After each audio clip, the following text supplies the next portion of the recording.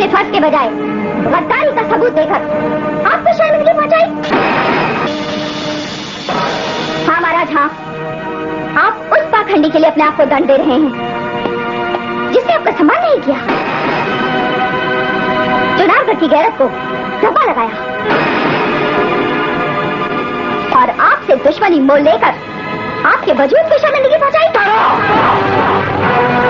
पंडित जगन्नाथ नमक हराम है।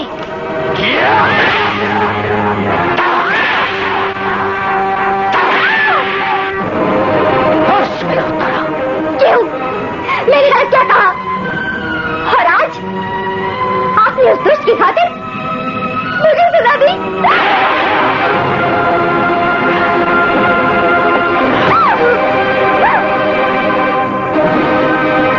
आइंदा पंडित जगन्नाथ के खिलाफ तुमने हिकारत से भरा कोई भी अल्फाज बोलने की हिमाकत की तो शिद्दत तुम्हारी ज़बान तराश लेगा।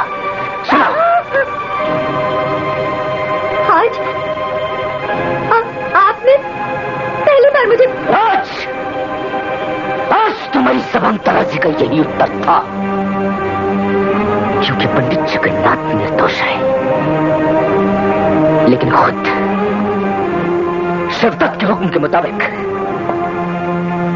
कल उस बेगुनाह पंडित जगन्नाथ के हाथ काटकर देश निकाले की सजा मुकम्मल कर दी जाएगी। उसकी सजा के मुकर्रर वक्त से एक लम्हा पहले भी अगर शिवदत्त को पंडित जगन्नाथ की बेगुनाही का रुस्मा भर मामूली भी सबूत मिल गया तो शिवदत्त पंडित जगन्नाथ की सजा को रद्द कर देगा। महाराज की जय हो। पंडित जगन्नाथ जी आपके हुजूर में हाजिर होना चाहते हैं। पंडित जगन्नाथ को हाजिर होने की इजाजत है। जो हुक्म। इस वक्त शिवदत्त को एक अंत चाहिए। जी।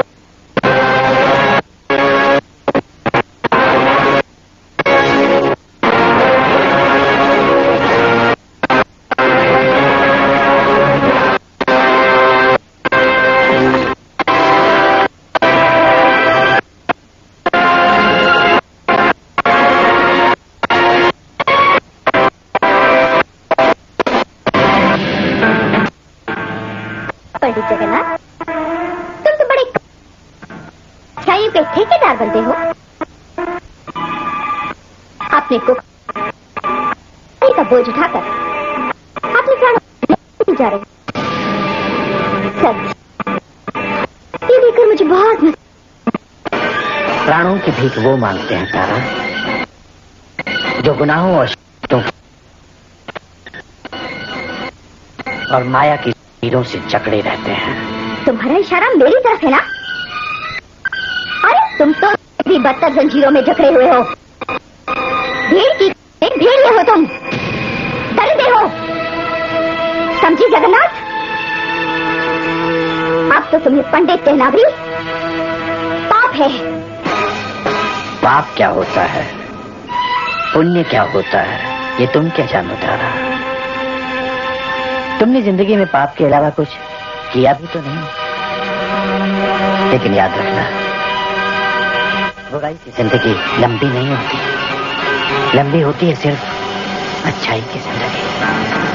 वाह, इन जंजीरों में जकड़े हुए भी तुम अच्छाई और बुराई की दुहाई दे रहे हो ही पंडित जगन्नाथ। अच्छाई और बुराई की दुहाई देना बन गई है तुम्हारी। अच्छाई को दुहाई की जरूरत नहीं पड़ती तारा, वो एक दिन खुद ब खुद सामने आ जाती है। सामने आ ही जाते हैं, जैसे तुम्हारी बुराई के कर्म खुद ब खुद तुम्हारे सामने आते हैं। सैनिकों, इसे लेकर जाओ।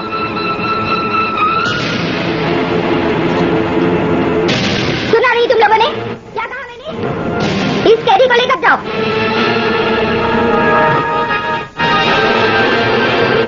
ये तुम्हारे आदेश का नहीं, मेरी इच्छाओं का सम्मान करते हैं तारा, क्योंकि ये अच्छाई और बुराई को तुमसे बेहतर समझते हैं। और एक बात, मुझे अपने पापों की नहीं, अपने प्रारब्ध की सजा प्राप्त होगी। लेकिन तुम याद रखना, तुम्हें अपने पापों के लिए शर्तिया तौर पर एक न एक दिन अपने प्राणों की भीख मांगनी होगी।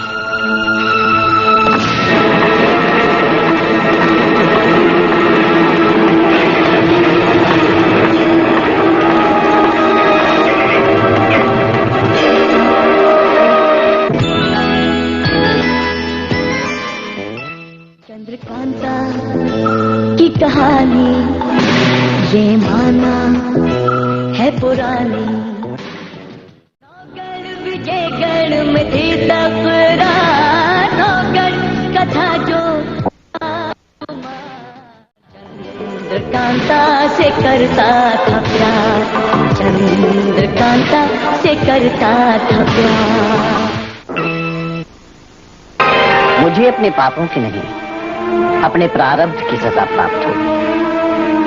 लेकिन तुम याद रखना, तुम्हें अपने पापों के लिए शर्तिया तौर पर एक न एक दिन अपने प्राणों की भीख मांगनी होगी।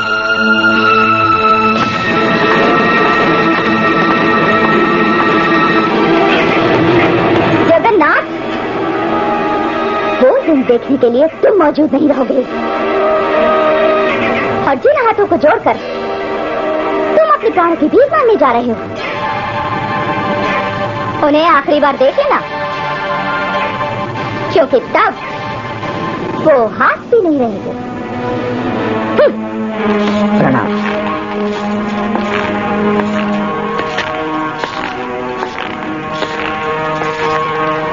महाराज प्रणाम। अब क्या लेने आए हो पंडित जगन्नाथ? महाराज, पंडित जगन्नाथ, शिवदत्त के पास जो कुछ था वो उसने तुम्हें दे दिया। एक ही चीज बाकी रह गई है महाराज, वही लेने आया हूं। क्या क्या बाकी रह गया है? अब क्या लेने आए हो? बोल से क्यों नहीं? क्या लेने आए हो?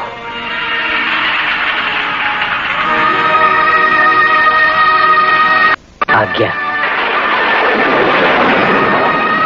आज्ञा लेने आया हूं महाराज। अंतिम विदाई की आज्ञा लेने आया हूं महाराज। तुम्हें इजाजत है और तुम जा सकते हो पंडित जगन्नाथ। तुम क्या समझते हो? तुम्हारे चले जाने से चुनारगढ़ की नींव हिल जाएगी। तुम क्या समझते हो? तुम्हारे न होने से चुनारगढ़ के राजनैतिक और कूटनीतिक फैसलों में कोई जड़ जाएगा। तुम्हारे जैसा कोई वफादार ईमानदार आदमी नहीं मिलेगा। पंडित जगन्नाथ, तुम्हारे चले जाने से शिवदत्त को कोई फर्क नहीं पड़ता, कोई फर्क नहीं पड़ता। मैं जानता हूं महाराज, मैं जानता हूं कि चुनारगढ़ को मेरी अनुपस्थिति से कोई फर्क नहीं पड़ेगा महाराज। मैं तो जाने से पहले बस इतना भर कह देना चाहता हूं कि मैं आपकी कृपाओं से कभी ओरण नहीं हो पाऊंगा। चुनारगढ़ और आपके उपकार मैं कभी चुका नहीं पाऊंगा महाराज। उपकार, ये शब्द बोलकर पंडित जगन्नाथ, तुम शिवदत्त के न्याय और इंसाफ की तौहीन कर रहे हो। शिवदत्त का इंसाफ तुम्हारे धन्यवाद का मोहताज नहीं है। लेकिन मैं तो आपकी कृपा और आपके बड़प्पन का हमेशा ही मोहताज रहा हूं महाराज। मैं कैसे भूल सकता हूं कि आपने मुझे मौत की सजा न देकर मुझे जिंदगी बख्शी। नहीं, शिवदत्त ने सिर्फ चुनारगढ़ के कानून की तामील किया है। मुलजिम जगन्नाथ मुजरिम था, उसे उसके जुर्म की सजा शिवदत्त ने दे दी, और वो है मौत से बदतर मौत। महाराज,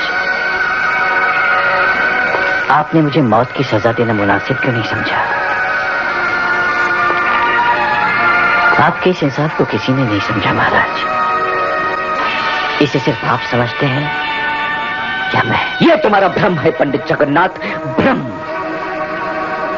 शिवदत्त चाहता था कि न तुम जी सको और न ही मर सको। तुम यादों की अग्नि कुंड में चलते रहो, ग्रीन रेत पर पड़ी हुई एक मछली की तरह तड़पते रहो। आपके इंसाफ की दाहक अग्नि कितनी शीतल है, इसे आपका दिल भी जानता है और मेरा दिल भी। नहीं पंडित जगन्नाथ, तुम्हें ये नहीं मालूम कि शिवदत्त के कानून के सीने में पत्थर का दिल है, पत्थर का दिल। जी हाँ महाराज, पत्थर का दिल। जी हाँ, और इसी पथरीले दिल की रगों से पंडित जगन्नाथ ने भरे दरबार में जज्बात का एक दरिया भी फूटते देखा है महाराज। खामोश पंडित जगन्नाथ, खामोश। कानून पर जज्बाती होने का इल्जाम शिवदत्त को बर्दाश्त नहीं। शिवदत्त का जज्बात से क्या वास्ता? तुम जा सकते हो पंडित जगन्नाथ, चले जाओ यहां से। अब तो जाना ही है महाराज, हमेशा हमेशा के लिए। इस महल से, इस दरबार से। पंडित जगन्नाथ का अंतिम प्रणाम स्वीकार कीजिए महाराज। विदा महाराज, अलविदा।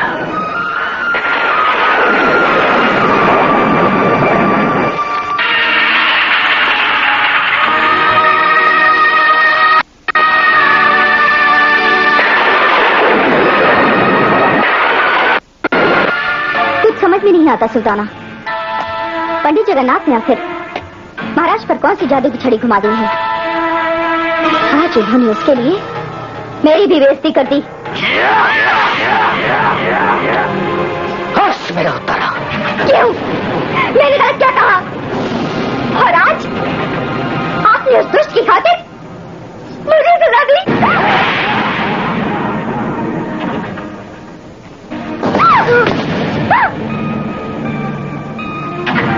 आइंदा पंडित जगन्नाथ के खिलाफ तुमने हिकारत से भरा कोई भी अल्फाज बोलने की हिमाकत की तो शिवदत्त तुम्हारी जबान तराश लेगा। तारा, वक्त बहुत नाजुक है, इस बेइज्जती को खून का खून समझकर पी जाओ। इस वक्त तुम कुछ मत बोलो, उस पंडित जगन्नाथ की सजा को मुकम्मल हो जाने दो। पता नहीं वो आज महाराज के पास क्या मांगने गया था, और महाराज ने भी मुलजिम से मिलने की इजाजत तुरंत दे दी। वैसे तो वो मौत की कगार पर खड़ा है, लेकिन अपनी दुश्मनी और चालबाजियों से अभी तक बाज नहीं आ रहा। तारा,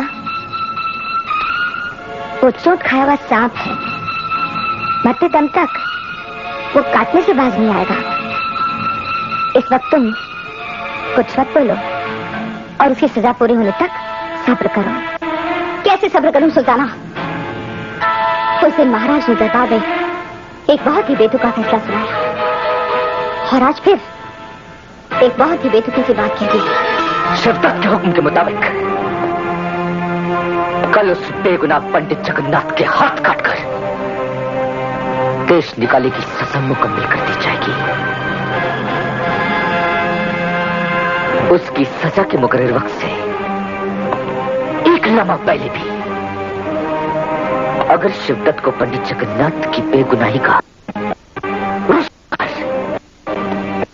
सा मामूली भी सबूत पंडित जगन्नाथ की सजा रद्द